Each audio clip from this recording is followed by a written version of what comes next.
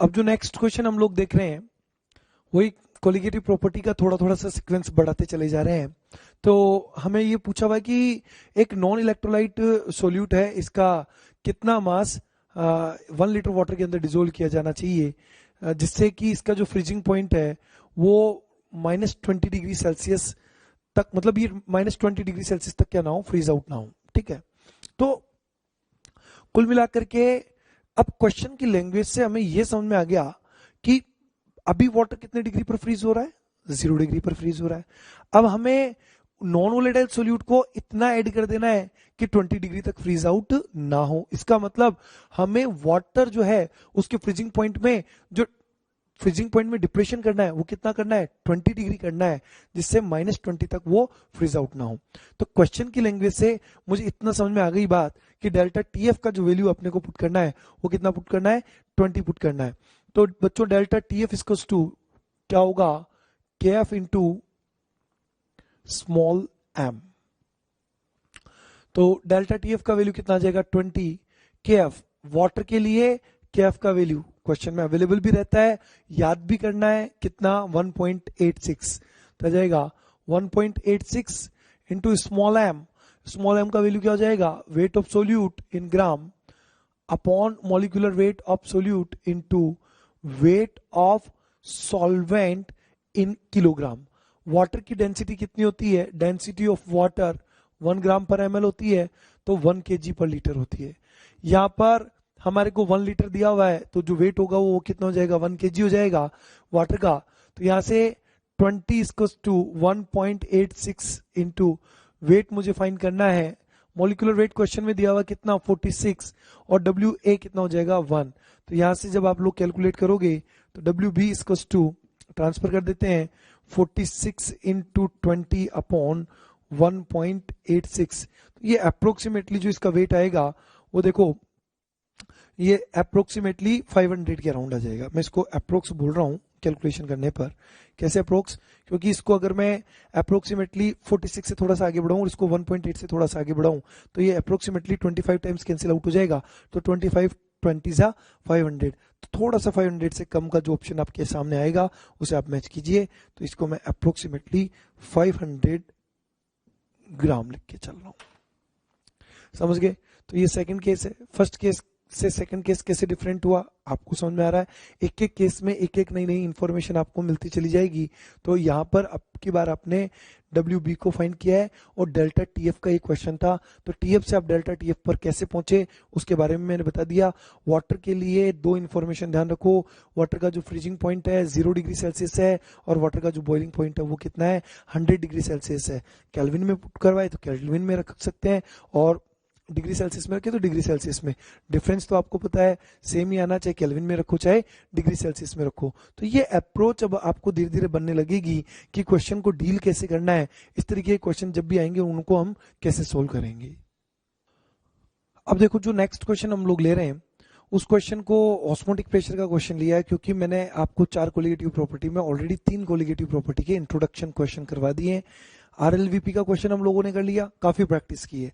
उसके बाद में एक बॉइलिंग पॉइंट में एलिवेशन का question delta TB equals to KB into small m से कर लिया। एक प्रैक्टिस अभी अभी अपन ने की है delta TF equals to KF into small m से।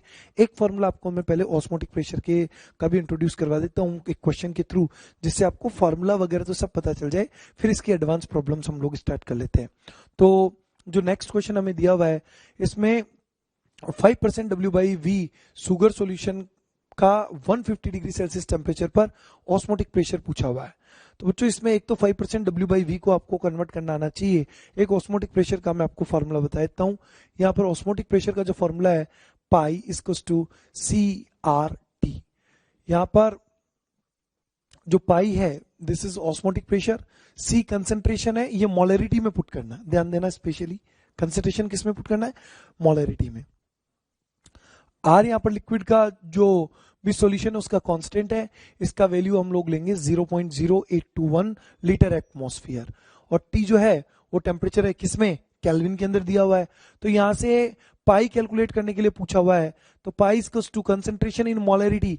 अब मेरे पास में कोई कंसेंट्रेशन दी हुई है वो 5% W/V है, मैं मोलरिटी में इसको इजीली कन्वर्ट कर सकता हूं। किस तरीके से, परसेंटेज W/V का मतलब क्या हुआ, 5% W/V का मतलब हो गया कि 5 ग्राम जो मेरे पास में सोल्यूट है वो कितने ml में, 100 ml सॉल्यूशन में प्रेजेंट है.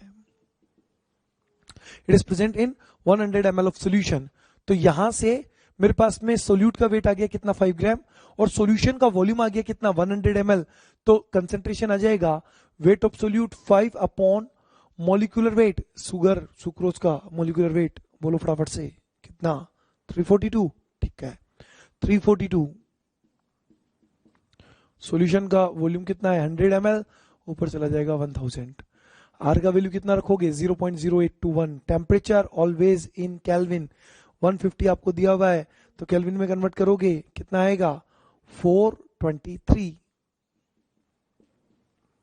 यहां से हम लोग इसको पाई को जब कैलकुलेट करेंगे तो हमारे पास में आंसर आ जाएगा 5 एटमॉस्फेयर. पूरे क्वेश्चन में जो ध्यान रखने वाली बात है, एक तो यूनिट का बच्चों हमेशा ध्यान रखो. यूनिट आपने आर का क्या सिलेक्ट किया, सी क्या लेना है, टी क्या लेना है. एक्चुअली क्या होता है, फॉर्मूला जब भी लिखते हैं थोड़ा जल्दबाजी कर जाते हैं.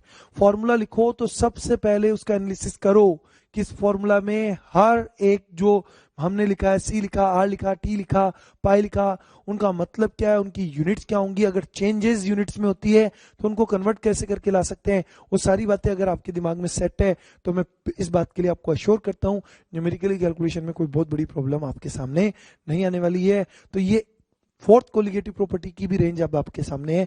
एक इंट्रोडक्शन पार्ट भी आपके सामने मैं रख रहा हूं जिसमें चारों क्वेश्चंस, चारों अलग अलग कोलिगेटिव प्रॉपर्टी के इंट्रोडक्टरी क्वेश्चंस मैंने आपके सामने रखे हैं. तो कैसे इसकी कैलकुलेशन करनी है, यहाँ पर जो ऑस्मोटिक प्रेशर आएगा वो किसके अंदर आएगा, एटमॉस्फेयर में, क्योंकि वॉल्यूम हम लोगों ने यूज किया किसमें, लीटर में. तो आर का जो वैल्यू होता है लीटर एटमॉस्फेयर में कितना होता है, 0.0821.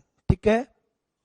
अब जो नेक्स्ट क्वेश्चन आपके सामने है, इसमें पूछा हुआ है कि कौन सा सॉल्वेंट जो बेस्ट है डिप्रेशन इन फ्रीजिंग पॉइंट को डिटरमाइन करने के लिए.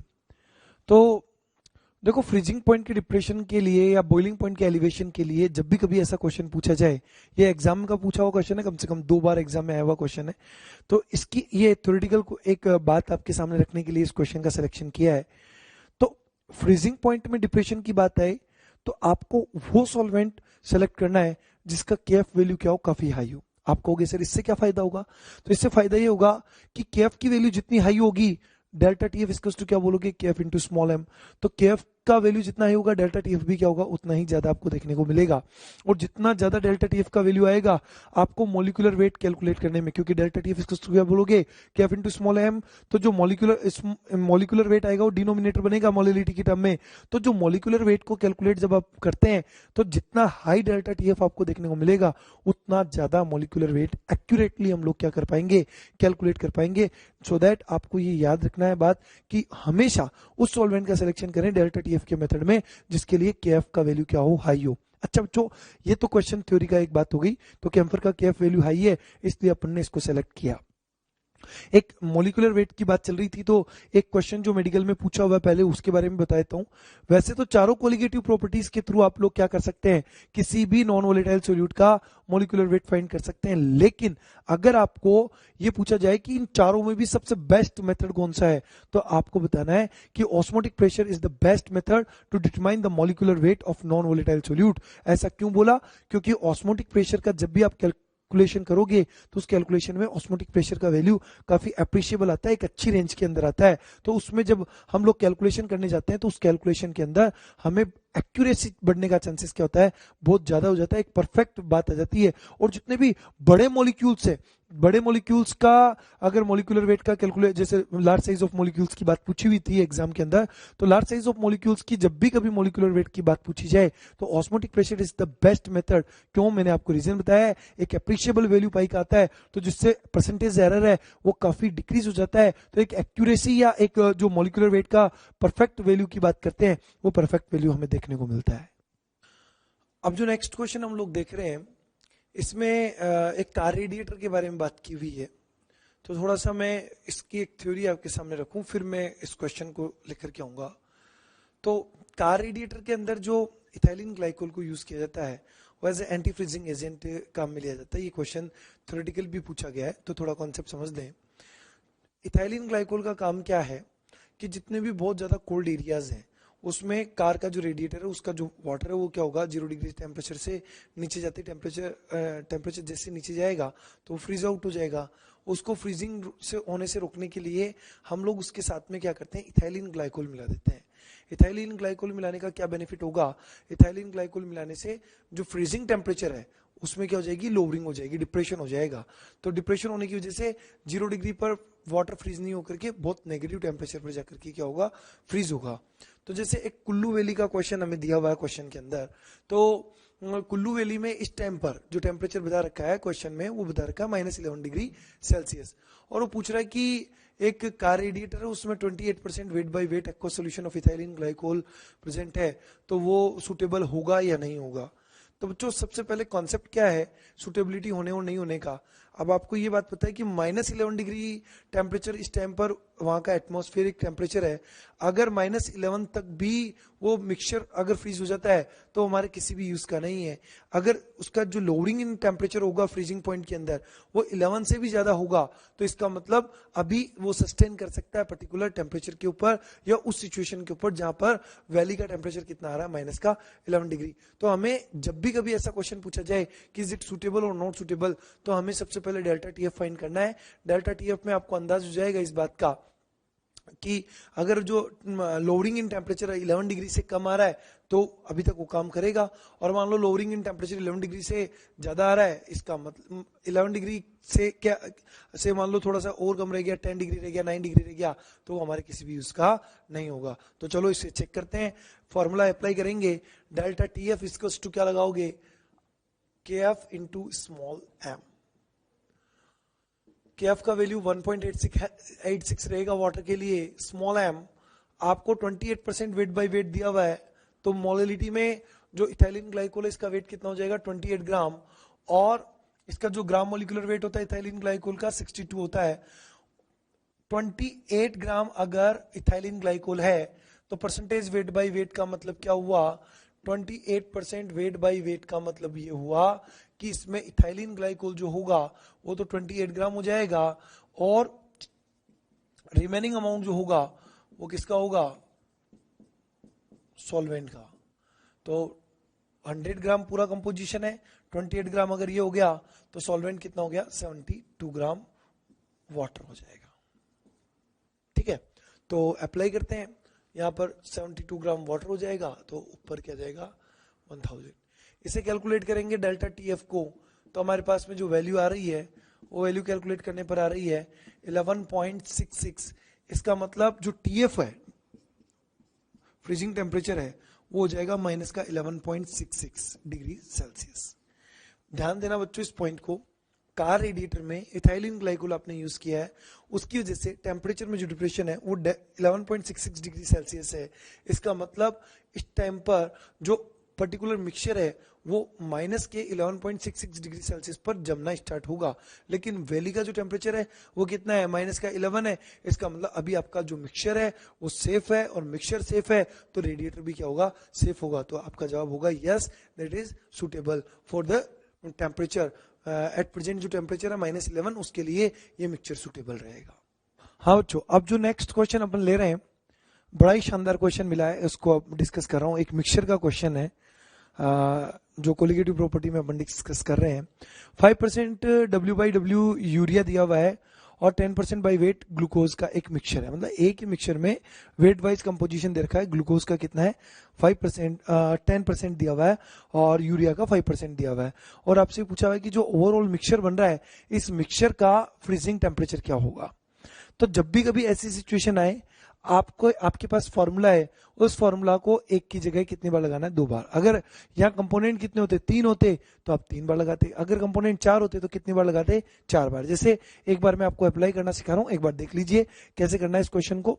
डेल्टा टी एफ जो ओवरऑल सॉल्यूशन का होगा इसको मैंने 2 पार्ट में डिवाइड कर लिया।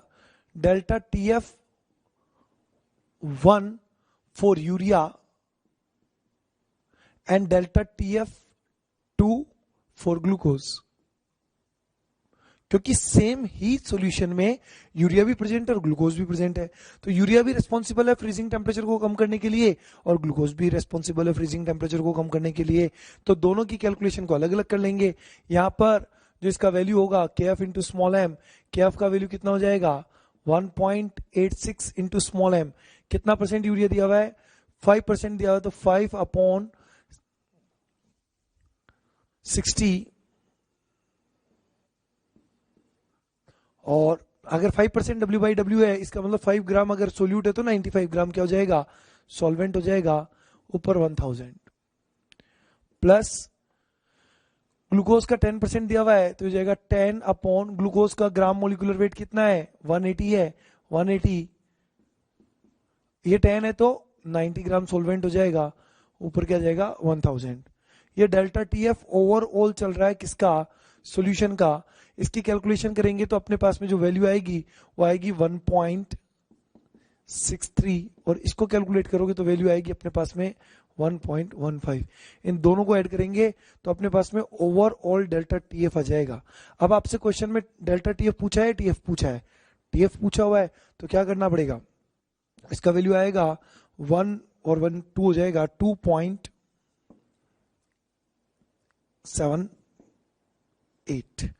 2.78 आ गया। तो जो TF होगा वो कितना हो जाएगा माइनस का 2.78 आ जाएगा।